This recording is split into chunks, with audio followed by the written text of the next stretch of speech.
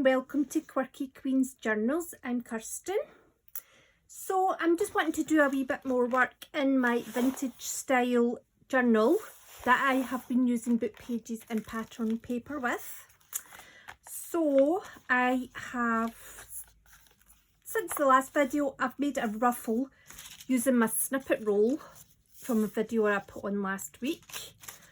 I've made a paper ruffle at the side and stuck it on. I've put a little mini journal together to put into one of the pockets. So that's still to be decorated, and I'm going to put a ruffle on that and I'll show you how I did it. I have made a little swatch pad of the different patterned paper that I've been using in here. Some of them have white bits at the back and some of them are double-sided. Stuck it together there. There we go.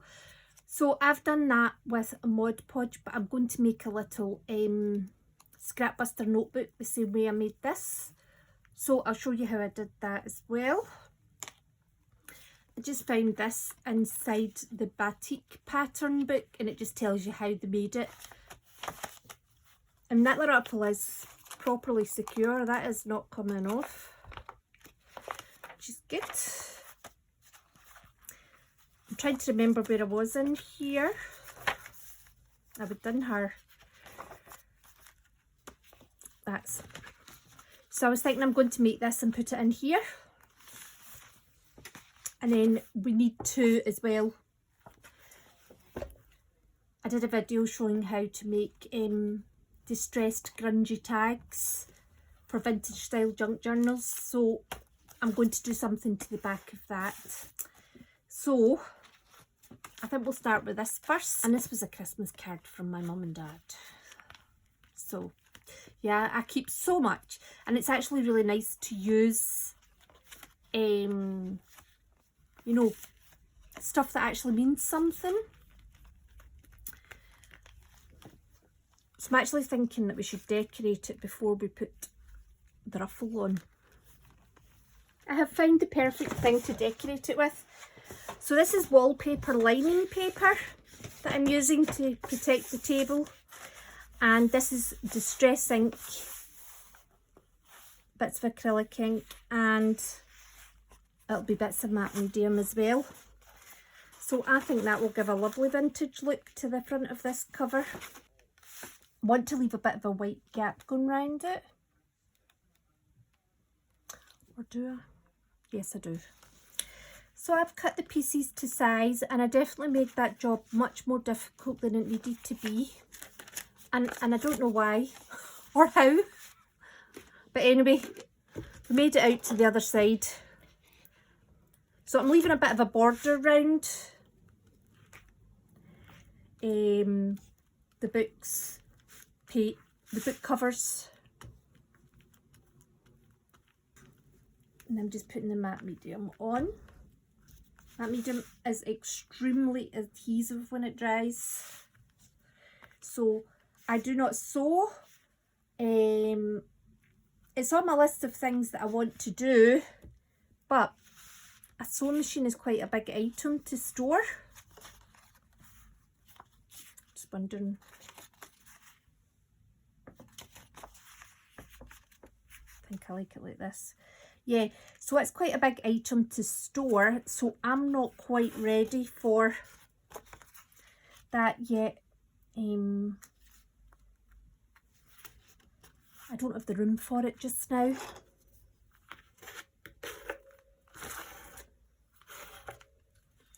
Oh, I'm really happy with them. That is amazing. That is waste paper protecting the table, and look at it. So what I'm wanting to do is I'm wanting to create a ruffle as well here, and I'm going to use this paper. Now this is just lined paper that I've used acrylic ink on to dye. It was actually dark umber, but it's given it a really grey and white effect. So I think that that's going to look really nice with this. Just trying to pull it off into strips. Now, I don't know how sturdy this will be because my snippet roll is very sturdy because it's masking tape, it's papers, and it's been Mod Podged as well, so there's a lot going on there to keep that very stiff and sturdy. But I do want to try with this and see how we go on. So I'm basically just going to fan it just now. I'm just creating little stairs basically. Just folding it up, folding it down. It's quite a big ruffle for there actually. I think it could do with being that size.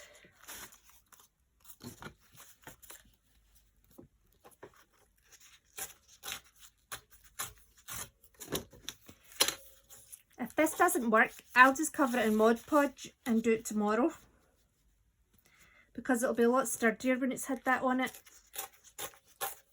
And what I'll probably do is actually, once I put it down anyway, is I'll use Mod Podge, because it'll almost give it like a coating.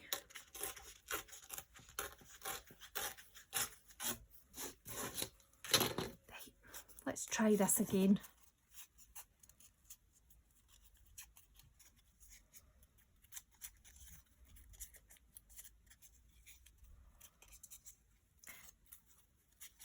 Do you know, I find this easier to do actually when I had it onto the cover of the book.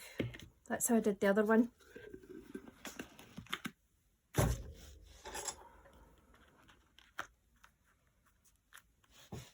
at it, it was made for this gluing ruler, wasn't it?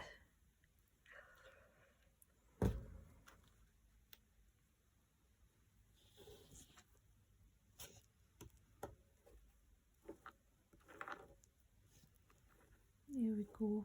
So I've put down quite a lot, but I can always take the excess off. And I can use the, what are they called, the heat tool? The wee thing that's like a hairdryer, but it doesn't create wind. This heat gun. See, this is easier, because you're sticking it on to where it's going, and it's easier to actually see what you want to do. This is going to need ruffled a lot more than the last one did. See, because the paper has no real volume in it, the ruffles aren't really creating too much of an effect.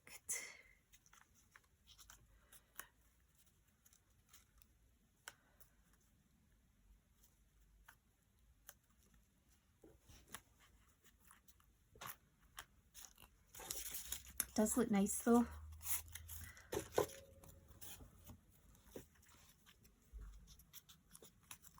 Just going to fold that so it's got a wee bit of a look of it being continued on.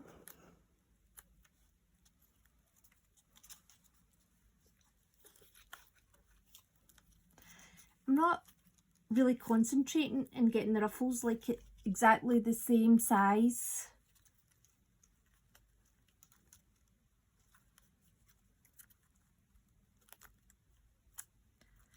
You know, I think a second ruffle on top of this would be nice.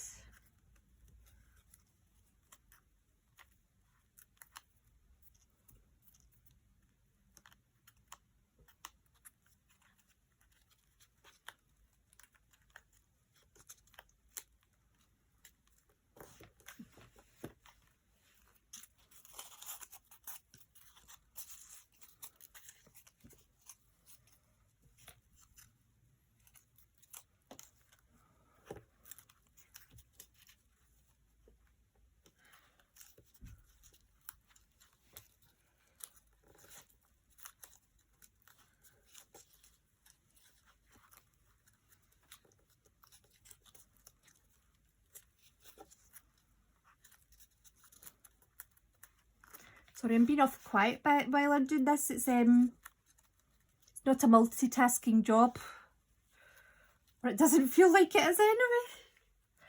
Right, I need one more little bit. Just going to pick up a bit of this from here. I think I let my book sit too long and it's adhered itself to the lining paper. Well, if there's anything at all, we can just clean that up. What I'm going to do is I'm just going to run the knife up it, just to give it a... And we'll trim that bit at the bottom as well, till it's drier, and then I'll trim it, because I'm going too rogue. I'm going to blast the heat gun on it.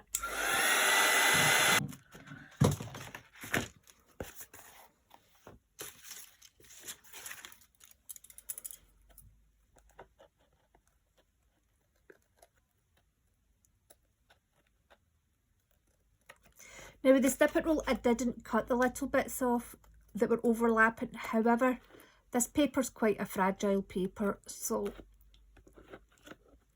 and if it's going to be coming in and out of a pocket or similar, then it really needs to be able to withstand a bit of handling. Oh, I think that's lovely. Gosh, I'm really pleased with that. I don't want to overdo it because I think the whiteness is, I don't want to take away too much of the whiteness. There we go.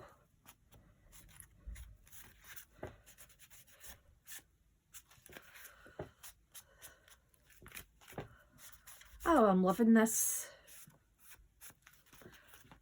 Do you know, I love the fact that we've made it with this paper that I nearly threw away when I pulled out of the tray with the acrylic ink and the water in it. I've already used part of this card on something else. I mean, this is the leftover of the card. This is the paper that that you would throw away because it's the paper you've been working on, and look at it. That is amazing. Just goes to show. One man's rubbish is another man's treasure, for sure. Okay, so I'm going to do a little collage on this page here. I've already ripped some papers because I got myself in a bit of a state trying to work out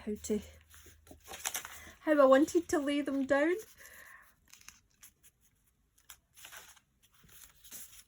So, like so. This is what I'm going for. I think that's really nice. I've just used it and I can't find it. I wonder if I put it away in the box. I can't get over how tidy I was there. That's a whole new experience for me. Putting things away. I mean, I'm quite good at putting them away after the job's done, but not during it. The dog is barking. Any movement outside at all, like a crisp packet with the wind, will make her bark for ages. It's just what she does. She sits up at that window all day, like Mrs. Mangle did in Neighbours, watching the world go by, and generally in a very noisy way.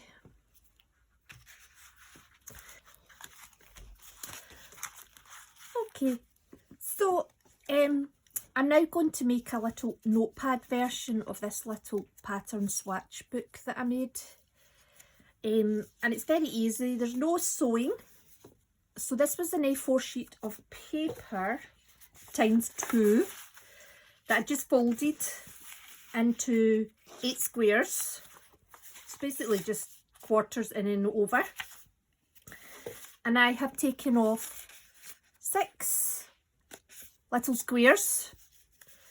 Now these are ripped at 2 or 3 sides, depending on where they were on the paper. I used my glue ruler and it's actually gave it some tearing action. I think I've created my own torn edge ruler. I need to keep going with this though, because that's not enough. I've also gave it a little fold at the top. Now you don't need to be precious about that. You could fold them all individually. But I just folded it like this because I do want it to look quite rough and ready as well. So what I'm going to do is I'm going to take the matte medium. Now you can just use a glue stick for this, but you know, I like to use the permanent stuff. took a wee bit too much. So I'm going to need to order another tub of this.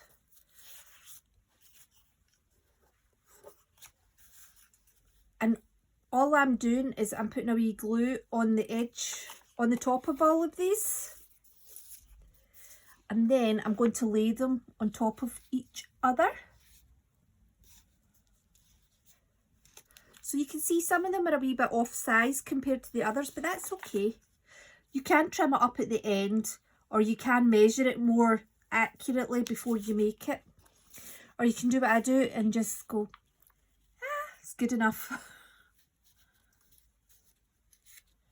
There we go.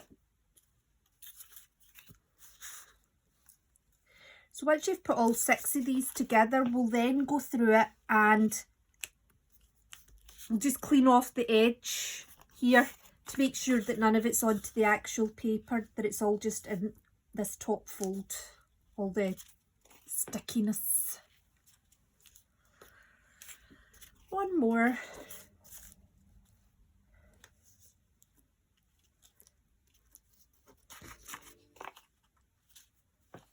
Just going to put that one at the bottom. Okay. I don't mind about getting the stickiness there just now because I can just wipe it off.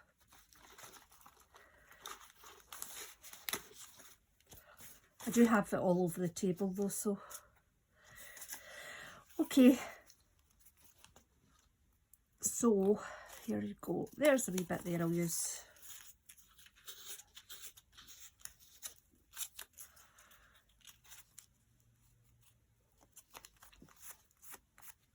Right, so what I'm going to do, I'm just going to fold each of them up. You could use the bone folder for this as well, but really all I'm trying to do is make it a wee bit easier for putting the covering on, and just to define where the sticky part is and where it's not.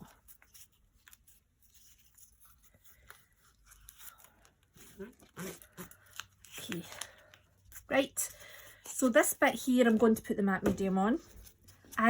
This is just a bit of scrap paper. Now you could make this a nice rectangular shape like I did here and cut the edges, but I'm just going for the torn look with this one.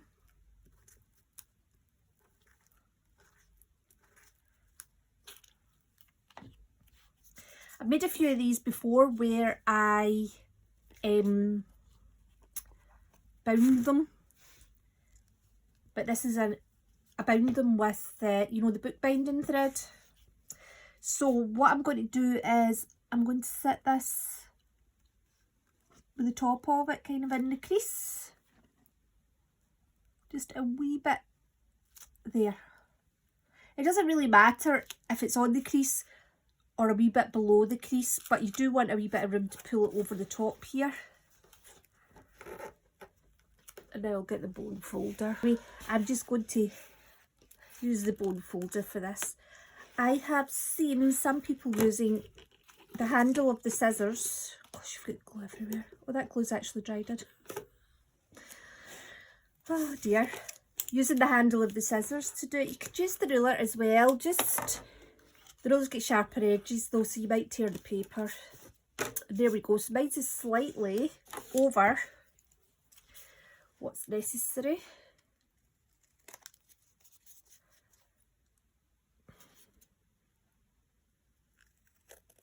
I am trimming down this little side here.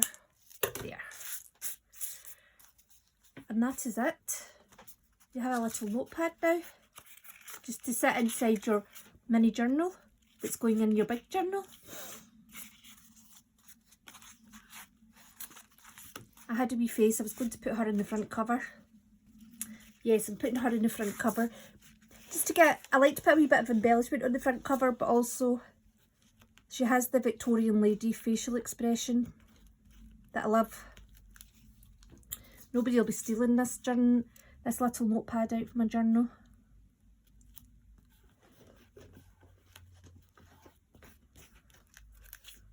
There you go, see?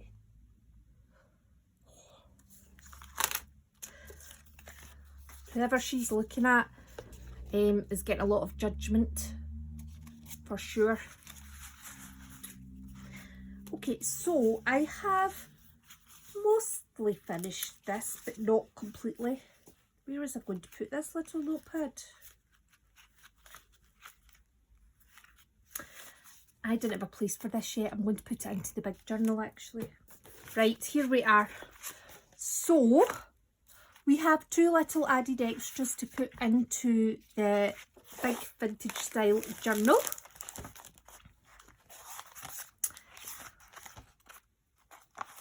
I found her home.